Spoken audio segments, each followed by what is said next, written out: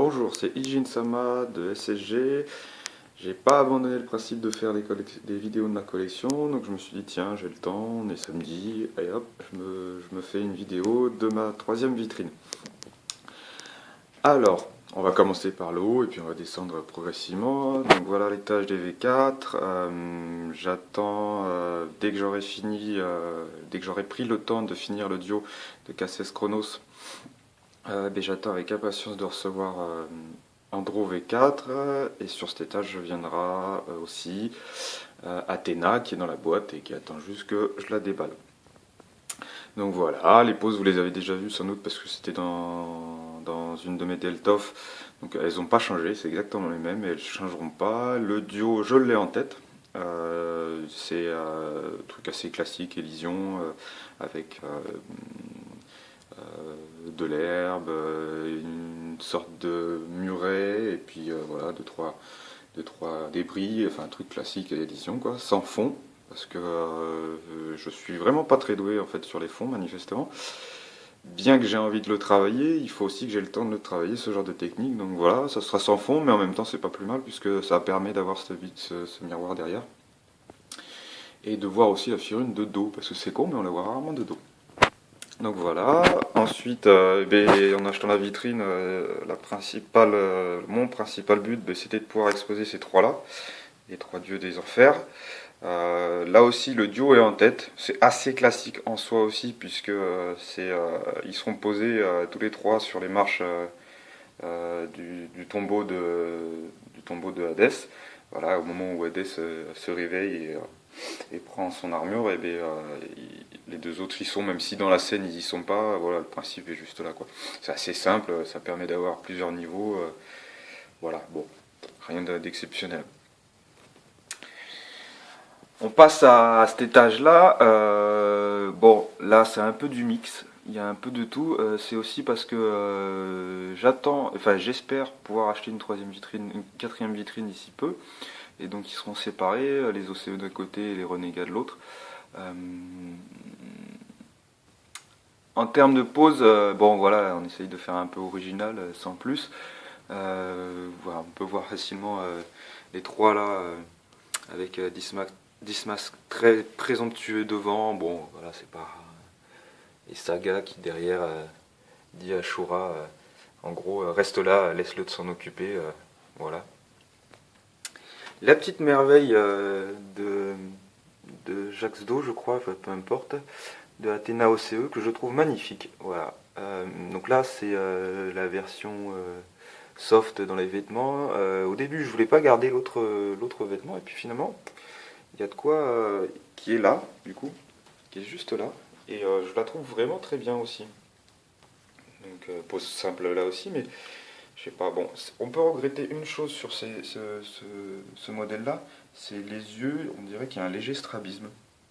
Alors c'est peut-être moi qui est un peu tatillon, mais bon, voilà. Donc, à revenir à cette version OCE là, ça va très très bien ensemble. On voit pas du tout la différence en fait. Et on pourrait penser à l'officiel, quoi. Donc franchement c'est agréable. Pose assez simple, bon voilà, rien d'exceptionnel. La première pièce, le lion derrière, qui est vraiment qui m'a fait craquer pour tous les OCE en fait. Donc ça c'est clair, je m'arrêterai pas.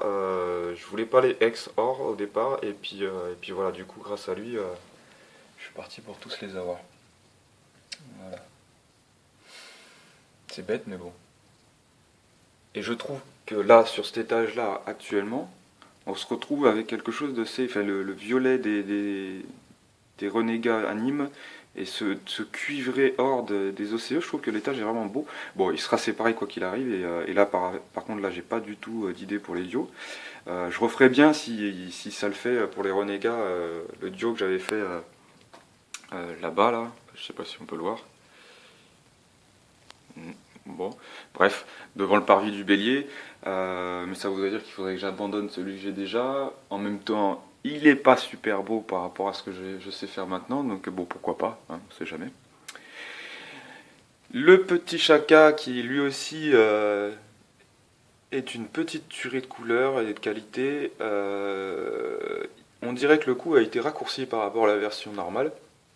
Du coup, ça donne vraiment cette impression d'OCE et notamment ouais, couleur d'origine, et notamment sur les Saint Seiya Next Dimension où il a vraiment le cou, il a la tête dans le cou, quoi, vraiment par rapport à l'armure, quoi. Donc je trouve que ça rend vraiment très bien. J'ai un peu modifié la pose récemment parce que il avait le bras tendu tel un scout au garde à vous là. Donc je vais rapprocher le bras. Je me suis inspiré d'une image que j'ai vue sur internet où on voit Shaka et juste devant lui, je sais plus, je crois que c'est Andromède ou quelque chose comme ça qui charge sévère, quoi. Donc voilà, je trouvais que c'était un peu mieux comme ça et mieux que le garde à vous précédent. Voilà, voilà, mon fameux étage maître-disciple. Donc qui a pu être fini grâce à DDR. Grâce à lui, j'ai pu récupérer cette petite pièce là, qui est vraiment, enfin, il est, je sais pas, j'ai toujours eu un gros trip pour Shiryu, mais alors cette armure là V1, c'est vraiment la plus belle de toutes les armures, quoi. Alors ici, voilà, les épaulettes sont pas exactement comme j'aurais imaginé. D'avoir rajouté ces griffes là au-dessus de l'épaulette, au mieux de l'avoir fait d'un bloc, c'est un peu triste. Mais bon, pourquoi pas, ça fonctionne. Et ça rend l'armure, ça dénature pas l'armure. Donc voilà, avec son maître. J'ai essayé, voilà, Shiryu, la tête un peu penchée, il tend l'oreille plus qu'autre chose.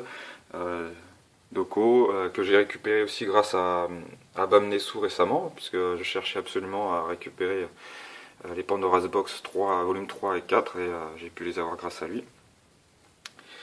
Derrière, Yoga et Camus, alors là il s'agit de la version Galactic Nebula. J'ai la version officielle aussi, qui n'a pas été ouverte encore pour le moment, j'avais l'intention de la revendre, mais je sais pas, bon, peu importe, on verra. Je vais sans doute l'ouvrir pour la simple et bonne raison, c'est que j'aimerais utiliser cette version-là, la Galactic Nebula, pour faire les chevaliers de bronze en armure d'or. Donc voilà, et tout ça, je ne vais pas m'emmerder, je vais prendre en version Pirata, comme ça j'ai des trucs pas trop chers avec un rendu qui est efficace, puisque PNC, Pegasus Notchuck, s'est fait avoir récemment par une de mes photos, il a vraiment cru que c'était la version officielle. Donc bon, voilà, DDR m'a envoyé la tête de Yoga pour la mettre dessus, parce que il s'avère que quand j'ai ouvert le mien, il n'y avait pas toutes les mèches de cheveux. Voilà. Donc Pégase et Marine, voilà, bon c'est des trucs classiques, hein. Pégase devant, le poing tendu, prêt à y aller, et Marine mystérieuse derrière. Voilà, bon, la pose me plaît, celle de Marine, j'ai bien aimé la faire. Voilà. Bon, un peu genre position au vent, voilà. Derrière, bon, Albior, si j'ai la chance parce que j'ai eu une pièce qui est pas trop déformée au niveau du visage. Parce que certaines des pièces de ce que j'ai pu voir, il a vraiment un œil plus bas que l'autre. Là, ça va. Donc du coup, la pièce en elle-même, la résine en elle-même, rend bien. Il y a vraiment ce balai dans le cul, quoi. On peut rien faire, hein. On est obligé de le poser comme ça et puis c'est tout, quoi. C'est un peu triste, mais bon. Et derrière, le Gulti que j'ai récupéré récemment avec notre partenaire NGS. Alors il avait plus beaucoup de... Il n'y en avait plus en stock. Donc il m'a fait le plaisir de m'offrir celui-ci, enfin de m'offrir, de vendre celui-ci, mais de le récupérer. Petit truc, la tête est amovible. Ce qu'il ne savait pas lui, donc quand il me l'a donné et que j'ai démonté la tête, il a commencé à flipper. Voilà, c'était pas... Voilà. Alors la position là aussi est assez simple, de toute façon j'ai pas le choix, mais j'ai tenu à ce que, grâce à cette tête amovible, il porte le regard sur Iki. Iki qui est concentré sur autre chose. Voilà, bon, il n'y a rien d'exceptionnel là aussi, mais voilà. Alors, on peut remarquer que elle est vraiment bien détaillée. C'est vraiment une belle pièce. Moi, je vous conseille, comparé à la première version qu'ils avaient fait, Follet ou Jaxdo, je sais plus. Cette V2 est vraiment belle, quoi. Il a plus le balai là qu'il avait dans le cul. Fut une période. La tête est amovible, les cheveux sont beaucoup plus détaillés. Voilà, donc je la recommande. Voilà. Et on passe au dernier étage de la vitrine, qui devrait être complété bientôt, si j'arrive à trouver pas trop cher. China, que j'ai déjà, et Marine que j'ai déjà, puisqu'on le voit sur cette vidéo. Le but, c'est vraiment d'avoir tous les argents. Donc je l'avais mis au départ Marine en bas, mais l'étage maître disciple nécessité qu'elle remonte un étage. Voilà, donc bon, des poses classiques aussi, hein, ergol de dos avec le bouclier. Voilà, bon, j'ai beaucoup aimé faire cette pose. Je l'ai vu récemment sur Facebook.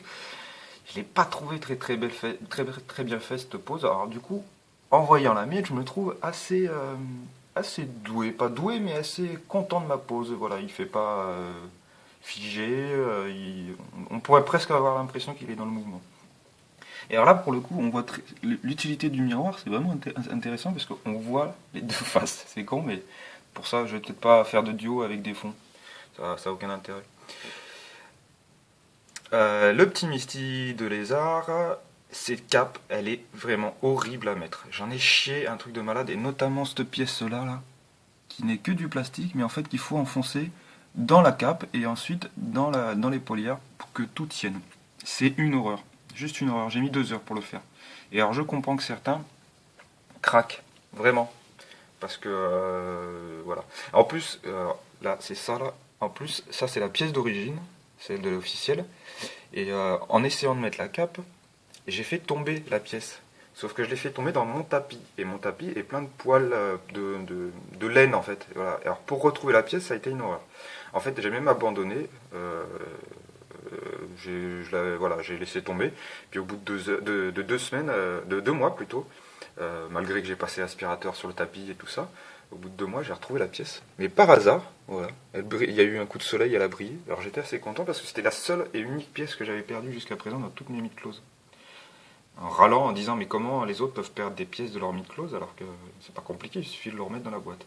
Donc voilà, ça m'est arrivé une fois. J'ai eu la chance de retrouver la pièce, j'espère que ça n'arrivera plus jamais. Et pour finir, pour finir la vitrine, parce que je vais peut-être vous montrer aussi le reste, enfin ce qu'il y a sur le côté. Pour finir, ce cristal, alors, je trouvais cette armure pathétique, vraiment, sans intérêt, bien faite, mais fade à cause de cette cape en tissu qu'ils avaient ajoutée. Et là est arrivée la fameuse cape de Foley, là aussi, ou je sais plus quelle marque, peu importe. Et là, il prend toute sa splendeur, il est vraiment très très beau là comme ça. Bon là la pose n'est pas exceptionnelle, il faudrait que je la retravaille un peu, mais ça lui rend tout. Elle est un peu compliquée à mettre, mais une fois qu'on a compris le truc, c'est vraiment un plus indéniable. Elle m'a permis aussi de rajouter, mais c'est bête, mais au tout début, quand je l'avais cette mid-close, voilà, et que je mettais la cape, ou pas d'ailleurs, les épaulettes étaient toutes plates. Et je trouvais ça très moche.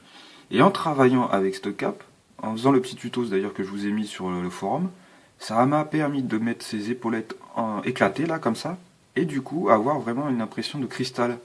Ce qui n'était pas le cas, c'était plat, limite tombant d'ailleurs, plat et limite tombant. Donc là pour le coup, je suis assez content de moi. Bon voilà, ces capes c'est vraiment des plus, mais c'est des plus qui t'obligent à travailler le truc quoi. Donc voilà.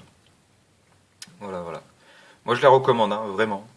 Si vous voulez y passer, c'est un peu cher pour ce que c'est, parce que c'est juste un morceau de plastique. Un morceau de plastique qu'on va avoir difficilement trouvable à moins de moins de 20 euros, avec les frais de port et tout le bazar. Mais ça vaut le coup, il faut le faire. Vraiment. Voilà. Et alors pour finir, en espérant que j'ai assez de batterie, et c'est ce qui semble être pas le cas, pour finir, alors là c'est un peu de teaser sur mon futur duo, alors je vous laisse celui qui sera exposé pour la Japan Expo, je vous laisse imaginer où je veux en venir. Bon, ma collection de BD Star Wars, voilà. Il en manque beaucoup et j'ai intérêt à me presser parce qu'ils sont en train de changer les éditions. Voilà, jusqu'à présent c'était des éditions brillantes et maintenant ils vont faire des éditions mat. Il faut que je me dépêche. Un petit truc que j'ai acquis l'année dernière au Toulouse Game Show, je l'avais pas montré, mais Kotobuyuka, là, ou je sais plus comment on dit, vraiment un produit d'une grande qualité et qui va rejoindre sans doute bientôt. Oh, les poussières n'ont pas été faites, dis donc. Et qui va rejoindre bientôt sans doute ma version ma Xbox 360 R2D2 et C3PO parce que c'est exactement les mêmes couleurs. Et alors pour finir, voilà. Le Saga Lost et le Sagittaire Lost. Voilà, vraiment 2 belles pièces. Je regrette vraiment que cette collection s'arrête. Je voulais revendre le Saga parce que parce que voilà, je savais que la collection s'arrêtait. Et puis bon, en allant voir NGS, j'ai pu déballer le Sagittaire et j'ai craqué. Voilà, il était tellement beau que ce design à la Caras, j'ai pas pu résister, quoi. Ils sont vraiment magnifiques. J'ai un peu plus de mal avec le Saga, sans doute à cause de ses épaulettes trop larges pour moi. Mais ce design, voilà, avec ce centre, ce médaillon là, pour les deux d'ailleurs, je trouve que c'est vraiment deux choses magnifiques, voilà. Deux pièces magnifiques. Bon, alors derrière la petite Athéna qui va bien. Voilà. Et alors ce petit duo qui va disparaître, voilà, tout simplement. Je vais sans doute m'en séparer, alors, le vendre, le donner, je sais pas, on verra. Parce qu'il est trop petit. C'est bête, mais voilà, la version circulaire c'est très très bien. C'est pratique parce qu'on peut faire du 360 degrés en photo. Mais il est trop petit. Voilà, dès que je prends une photo, et bien en fait je suis obligé de ne pas prendre en photo le duo parce que si je veux me concentrer sur la mythe, je peux pas me concentrer sur le duo en même temps. Donc trop petit, donc il va changer, plus abouti, il y aura sans doute des marches et tout ça. Donc voilà. Et alors les poses, bon, truc classique, voilà, Saga qui s'interroge sur lui-même, que suis-je, que dois-je faire, je suis hanté, bon bref, peu importe les trucs classiques. Pas très bien retranscrit dans le film, mais bon, c'est voilà. Et alors, le Sagittaire derrière, en protecteur, aile tendue, voilà, qui est volontairement quasiment la même pose que Pégase ici, voilà. Voilà, voilà. Bon, alors j'espère que cette vidéo vous plaira. C'est toujours en amateur que je le fais, je vous dis au revoir. Et puis en espérant que j'ai bientôt une nouvelle vitrine et que je puisse éventuellement faire une nouvelle vidéo et puis que j'ai enfin rempli moi-même, fait pour moi-même des duos parce que à force d'en faire pour les autres, on oublie un peu de s'occuper de soi-même. Voilà, bon, voilà, mais passez une bonne journée, un bon week-end et puis à la prochaine.